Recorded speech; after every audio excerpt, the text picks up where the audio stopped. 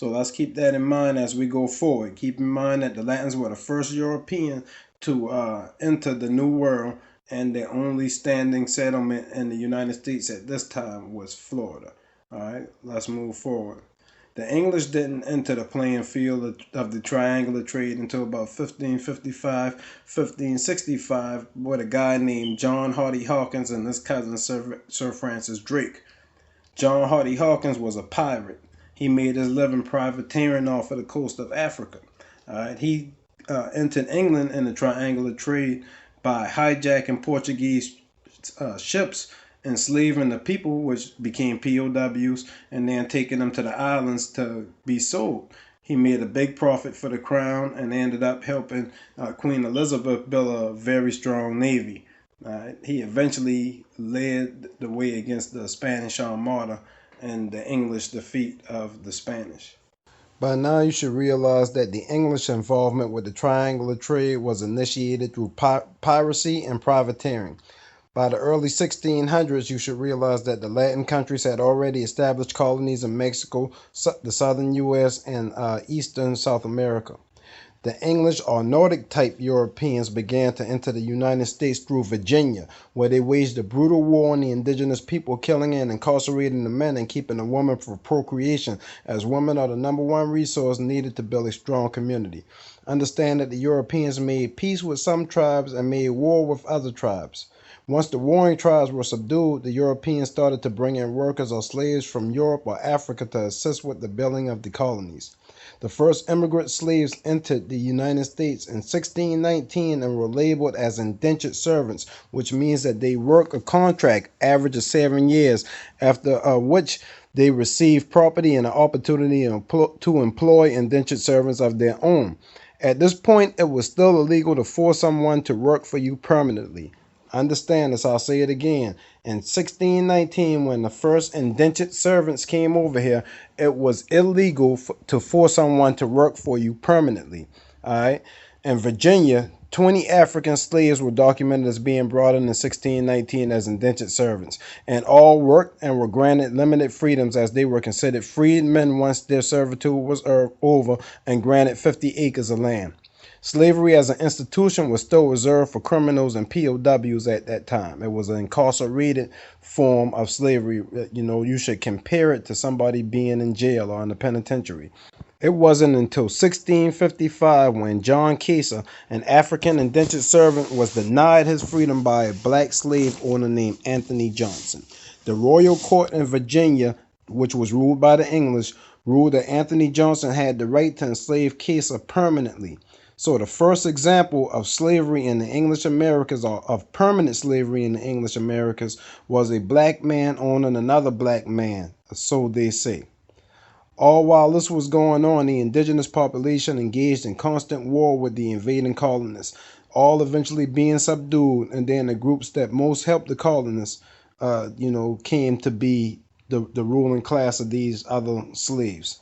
Over the next 200 years, the states passed legislation restricting blacks from owning land, furthering their status as laborers, workers, and slaves. All right. What that did is just kept them at the bottom of the economic totem pole and did not allow them to climb higher into the English rights of royalty. All right. Understand that at this point in time, no one can own land. The Americas was ruled by England, and the English was a system set up where the royal family owned all of the land. So it was impossible for people to own land. What some people had was land grants. They had land granted to them by the English government, but the English government can come in at any time and annex these people's land. All right. Being modest, to say upwards of 500,000 Africans were brought here. 90% of them would have had to been men. So by their own logic, even if these people procreated, it would have had to been with indigenous women. Furthermore, incarcerated people do not procreate.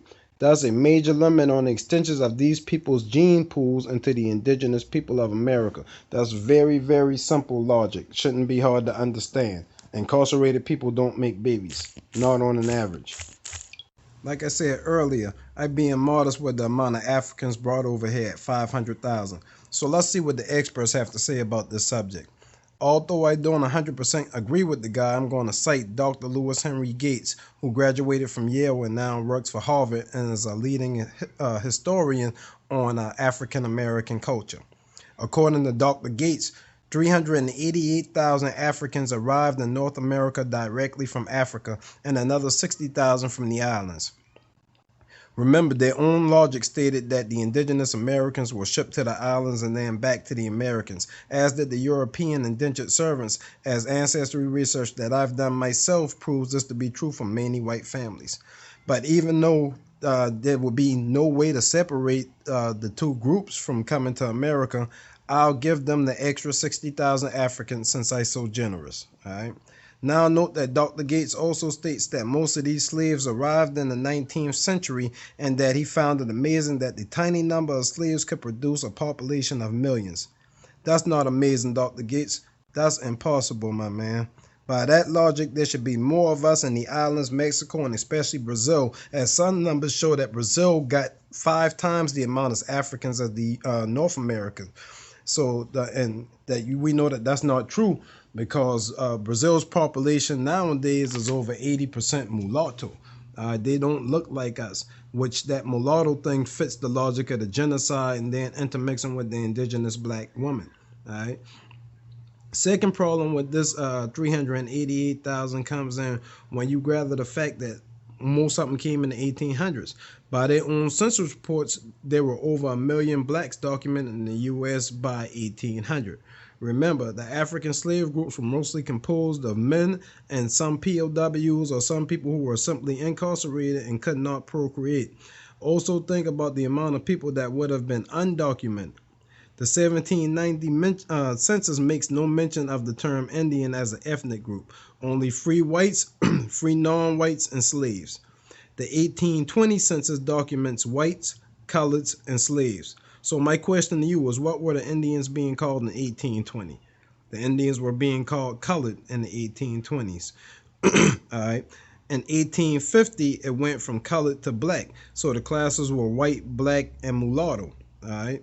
So in the 1850s, the Indians were classified as blacks and mulattoes. And we know that a mulatto is the mixture between a white and a black person. Also realize that they added the term mulatto in 1850, which correlates with the term Native American. In 1860, they added the term Indian. Notice how the term Indian was added after the formation of the Native American and the mulatto. So prior to 1860, all indigenous American groups were labeled as blacks, colored, or mulatto. Indian was a term added after all of the other terms had been established. Most of these people who claim to be Native Americans have a black or colored descendant on the census, unless they are a product of the $5 Indian, where the European can pay a couple dollars to be identified as an Indian and gain the rights to this land. The slave class in the Americas were the indigenous black Americans who were the victims of genocide, no different than my brothers in Tasmania. And I like to bring up Tasmania because it was an example of this same type of thing going on in modern history where we can actually research it. And you will see that the indigenous Tasmanians were enslaved on their land and were victims of genocide. That same thing happened to us over here in America. The African slave trade had very little effect on modern blacks in the Americas, as evident with Brazil, like I said earlier, who had more Africans brought there than 5 times the amount of Africans brought there than the North Americans. So and right now they have less blacks than us, which does not fit the logic of what they're trying to teach us. Right? It doesn't make any sense. They simply changed the classification and names and confused the people. For example, in South Carolina in 1685, there were documented as 10,000 red people. They were documented as being 500 black people, and they documented 1,400 white people. By 1790, the Negro Acts of South Carolina, there were only 300 red people documented, 108,000 black people documented, and 140,000 white people documented. All right. By these documents and that logic, the red people would have been eradicated by 1800, as their population never increased over the period between 1685 and 1790. Their population, according to the census, was losing 100 people per year, or 1,000 people per 10 years. Notice that the red and the black South Carolinians were eventually merged into one group, just like I explained earlier when I talked about the coloni and the service in the Latin countries in Europe.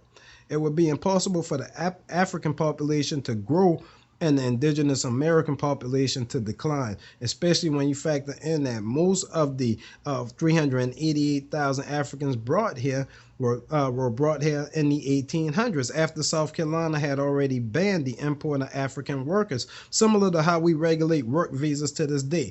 You think about it, if we have a problem with employment in America where people can't find jobs, then we put a limit on work visas. We don't want too much people coming from other country and stealing the jobs from the people from this country. The same type of deal was going on back then. It's no different, just a different grammatical term that was used. All right, I can't speak for other states, but the ancestry research that I've done on the blacks in South Carolina shows no evidence of the descendants arriving here as immigrants, and most of their ancestry at least dates back to the 1800s at some point, when Dr. Gates explicitly said that, you know, most of the 388,000 Africans that were brought here in the 1800s. All right. On the other hand, I found several records of white people coming here as immigrants from Europe and the islands as slaves or indentured servitudes. Lastly, the 388,000 Africans could have only been represented by less than 200,000 on the census, and then you also have to factor in the 3/5 of a person act, which allowed for all slaves to be counted as 3/5 of one person due to a compromise that they signed in 1787.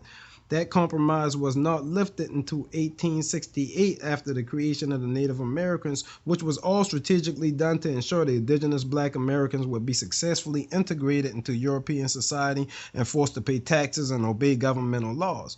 By calling you anything but an indigenous native black American, you give up your rights to this land, according to them anyway. We are the indigenous black families of America, which I'll prove in my next video by showing y'all my proven ancestry. I'll also touch into the topic of that sub-Saharan DNA that they always try to use to combat us when we show these ancient relics. All right, so I'll go into a little depth about the sub-Saharan DNA also. Peace out, family. Representing from the home of the Geechee Gala, Charleston, South Carolina, aka the Holy City. I'll holler at y'all the next time.